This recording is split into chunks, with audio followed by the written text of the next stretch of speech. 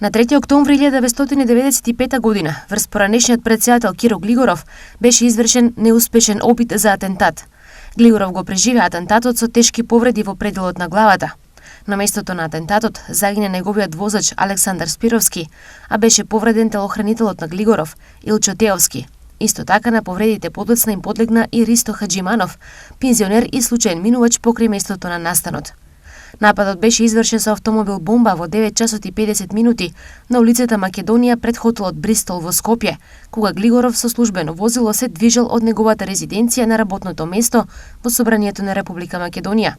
Бомбата поставена во автомобил Citroen Ami 8 експлодира кога автомобилот на претседателот минуваше покрај неа. Понатаму, од сознание на истрагата се утврди дека автомобилот бил намерно избран за поставување на бомба, затоа што има теноклим кој може од експлозијата да се распадне во повеќе смртоносни шрапнели. Нарачителите и извршителите на атентатот врз Глигоров се уште не се познати. Киро Глигоров почина на 1 јануари 2012 година на 94 години.